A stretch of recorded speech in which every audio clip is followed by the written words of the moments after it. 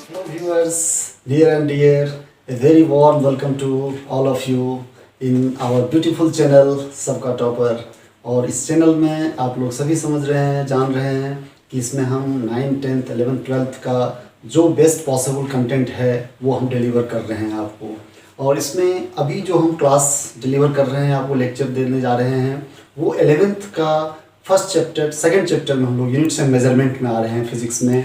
और इसके साथ भी हम जो टॉपिक अभी चल रहा है हमारा, that is your error analysis. Very important topic this is your error analysis, because error analysis से क्वेश्चंस हर एग्जाम में आते हैं और फंडामेंटल कंसेप्ट के सहारे इस पर हम लोग चलते हैं। जब जितना कंसेप्ट डेप्थ होगा इसमें, उतनी अच्छी आपकी पकड़ बनेगी इस टॉपिक में। तो एरर एनालिसिस, और किसी भी एग्जाम में, किसी भी कॉम्पिटिटिव एग्जाम में, इवन बोर्ड में, किसी भी तरह के बोर्ड में आपको इस पेपर से अच्छे से इस टॉपिक पे क्वेश्चन को टच किया जाता है। क्वेश्चंस का पैटर्न निश्चित रूप से ऐसा होता है कि लास्ट रिसेंटली 2019 में हमने देखा कि इस पर IIT JEE में फर्स्ट मतलब बहुत ही कंसेप्चुअल क्वेश्चन इस पर दे दिया गया था। उसको डिस्कस करेंगे आगे हम, बट फिलहाल हम उसको आगे बढ़ाते हैं। एरर एनालिसिस में जो पीछे का टॉपिक है वो हम समझ रखे हैं, क्या समझे हैं उसको रिकैप करते हुए आपको आगे बढ़ते हैं हम।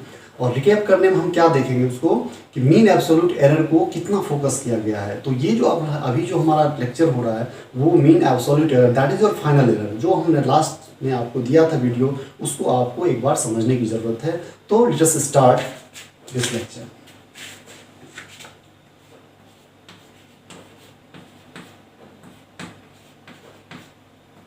फिजिक्स क्लास 11,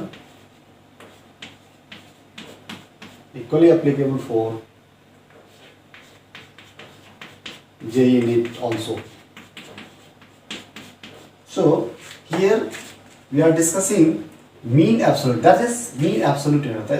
मेरा अभी का जो टॉपिक होगा वो application of mean absolute error है ना, प्रैक्टिकल एप्लीकेशन क्या होता है, that is mean absolute error, application of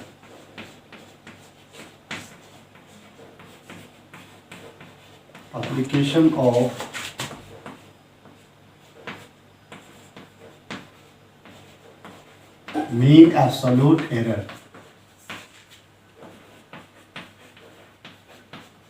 और इसका नोटेशन हमने सीखा था कि मीन एब्सोल्यूट एरर का नोटेशन क्या होता था, that is your delta a mean. Delta a mean ये हमारा मीन एब्सोल्यूट एरर को रिप्रेजेंट करता है। और मीन एब्सोल्यूट एरर को हमने डिफाइन किया था जो लास्ट क्लास में हमने सीखा था। क्या अगर n टाइम्स हमारे पास वो होता है तो summation of i is equal to 1 to n। और ये मीन एब्सोल्यूट को पहले हम लोग एब्सोल्यूट का जो वैल्यू होता है यहाँ पर ai लगा दिए हम। यहाँ पर जो ai होता है ये डेल्टा ai इसको बोलते हैं हम लोग, है ना। एरर जो होता है, एरर का ये सिंबल है, एरर को i से लेकर के जो भी एरर आएगा आपका उसको हम एब्सोल्यूट करते हैं लाइक दिस, और उसको डिवाइड करते हैं हम लोग n से। दिस इज योर एवरेज, जो मीन हमारा ये मीन निकल जाता है, डेल्टा ए मीन, ये वैल्यू हमारी आ जाती है। तो इसको और application of mean absolute error का जो कंसेप्ट है उसमें ये चीज़ देखना होता है कि ये हमारा फाइनल एरर का कैलकुलेशन, जो भी आप इवेल्युएट करते हो एरर का, जो भी एरर एनालिसिस हम लोग करते हैं, that all on the will be on the basis of mean absolute error, that is mean absolute. अब सवाल है अगर हम यहाँ पर देखें कि सपोज करो ए हमारा कोई फिजिकल क्वांटिटी है, suppose A is the physical quantity, A is your physical quantity, A is your physical quantity, और इसका मेजरमेंट हम कर रहे हैं, एक्सपेरिमेंटल मेजरमेंट हो रही है। तो ए का जो वैल्यू होगा वो हमारा ए मीन, डेल्टा ए मीन जो है मीन एब्सोल्यूट एरर के रिस्पेक्ट में उसको क्या करेंगे, ए का वैल्यू का इसका जो रेंज बताया जाएगा, ये जो वैल्यू इवेल्युएट होकर आपके वैल्यू मिलेगा हमको, वो वैल्यू क्या होगा, वो ए मीन, ये ए मीन होती है, ए mean plus minus delta a mean. अब ये कंसेप्ट बहुत इंपॉर्टेंट है। जो भी वैल्यू आप, whatever value we get that may lie in between this two terms. मतलब रेंज जो होगा इसका, ए का रेंज अगर इसको लिखें हम तो ए बराबर जो होगा, ये ए बराबर दैट इज ए बराबर क्या होगा, बराबर ए mean plus minus delta a mean.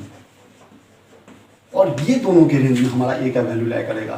तो ए का वैल्यू जो अगर देखेंगे हम, तो दैट मीन इसका इम्प्लाइज क्या हो गया, इसका इम्प्लाइज मतलब ये हो गया कि ए जो होगा हमारा, ए का वैल्यू जो होगा a less greater than equal to क्या होगा, a mean minus delta a mean,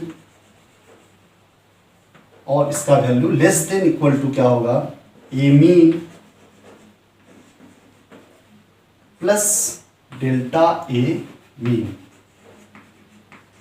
तो ये कंसेप्ट है यहां पर कि डेल्टा ए मीन, ये मीन एब्सोल्यूट एरर का जो हमने एप्लीकेशन सीखा, ये एप्लीकेशन आपका वैल्यू इवैल्यूएशन में आ रहा है कि जो भी मेजरमेंट वैल्यू होगा हमारा, वो क्या होगा कि ए मीन क्या होगा, ए मीन जो है so that is just like true value या मीन वैल्यू जो होगा हमारा, उस मीन वैल्यू में जब प्लस माइनस हम डेल्टा ए मीन करते हैं, मीन एब्सोल्यूट एरर को जब हम लोग उसमें प्लस माइनस करते हैं तो वो उसका रेंज बताता है। That mean that value of a likely to lie between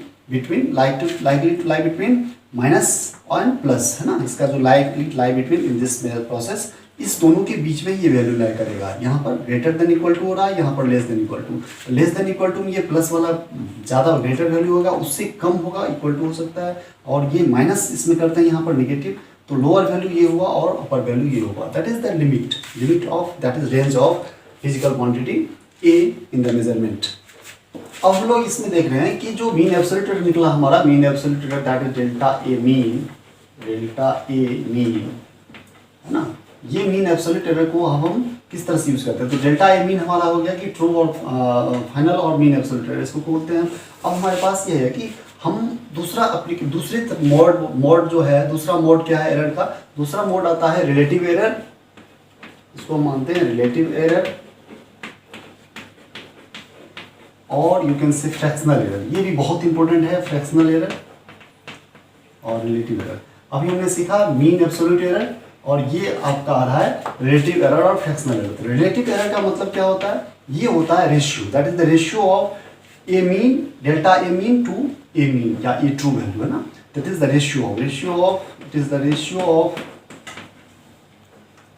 of mean absolute error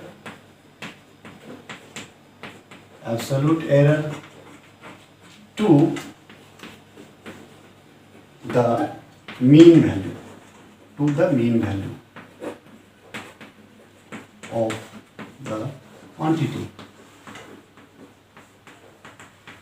तो यहाँ पर इसको रिप्रेजेंट करते हैं, this is simple delta a, ये जो होता है आपका, ये हो गया a delta a mean divided by a mean.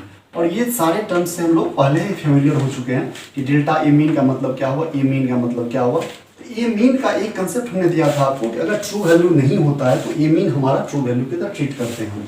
अब ये क्या है कि रिलेटिव एरर एक कंसेप्ट आ गया कि हमेशा हम एब्सोल्यूट, ये मीन एब्सोल्यूट एरर होता है हमारा, ये क्या होता है, ये मीन एब्सोल्यूट एरर होती है।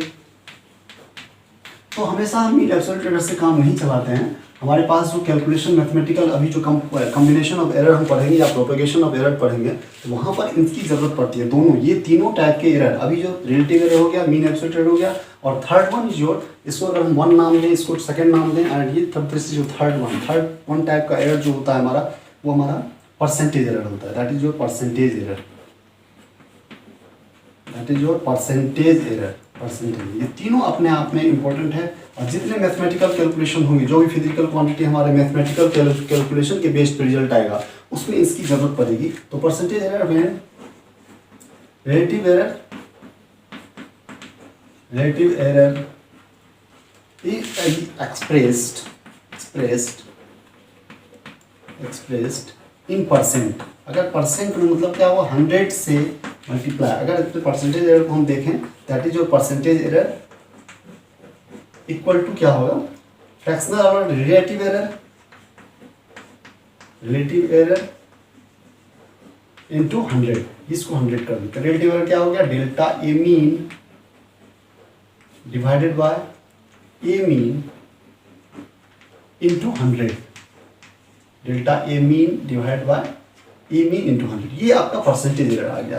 तो अब ये relative error, percentage error, mean absolute error, इन तीनों के बेस पे मैं एक न्यूमेरिकल आपको डालने जा रहा हूँ, जो न्यूमेरिकल हम पीडीएफ के सहारे आपको समझा रहे हैं। और इसमें जो पहले का कंसेप्ट है उसको भी लेते हुए हम समझा रहे हैं, और उसको लेने के बाद आपका बिल्कुल क्लियर हो जाएगा कि इस तरह का प्रॉब्लम, सारे प्रॉब्लम आपको कंसेप्ट के सहारे बन जाएंगे। अगले वीडियोस में हम combination of error, propagation of error को कंसेप्ट में लाएंगे, जहां पर इन तीनों एरर्स का हम फुल्ली एप्लीकेशन बताएंगे कि वो कहाँ कहाँ हमको अप्लीकेबल होगा। So your problem by PDF. तो ये क्वेश्चन आपके सामने मैं रख रहा हूँ, जिसमें कि जो कंसेप्ट अभी तक डेवलप किए हैं कि मीन एब्सोल्यूट एरर के बारे में, और फिर रिलेटिव एरर, परसेंटेज एरर, उन सभी को इस प्रॉब्लम के सहारे समझने में आसानी होगी, और इसको आप समझो, जिसको कि हम पीडीएफ के सहारे आपको समझाने की कोशिश कर रहे हैं। जैसे कि ये क्वेश्चन है आपके सामने, the refractive index of water is found to have the values 1.29, 1.33, 1.34, 1.35, 1.32, 1.36, 1.30 and 1.33. Calculate the mean value, absolute error, the relative error and the percentage error. तो करीब करीब ये सारा चीज़ जो अभी तक हम लोगों ने सीखा है, जो application of mean absolute error के बारे में हमने समझाने की कोशिश किया है, वो सारा इस क्वेश्चन के सहारे आप कंफर्म हो जाओगे कि उसमें आपकी पकड़ बन जाएगी। तो पकड़ अब ये है, इस तरह की प्रॉब्लम को हम लोग कैसे डिस्कस करते हैं। तो डिस्कस करने में ये है कि इसका जो ट्रू वैल्यू हमको नहीं दे रखा है, ट्रू वैल्यू नहीं दे रखा है और मीन वैल्यू मांग भी रहा है। तो मीन वैल्यू जो है ट्रू वैल्यू की तरह ट्रीट किया जाता है, जिसके सहारे हम एरर को कैलकुलेट करते हैं। तो ये मीन वैल्यू आपको निकालना पड़ेगा। तो मीन वैल्यू कितना हो जाएगा? मीन वैल्यू में जो जो ऑब्जर्वेशन हमारा हुआ है, मेजरमेंट हुई है, उस मेजरमेंट का वैल्यू क्या आ रहा है कि जो जो मेजरमेंट आया उन सारे मेजरमेंट को हम क्या करेंगे, एवरेज करते हैं।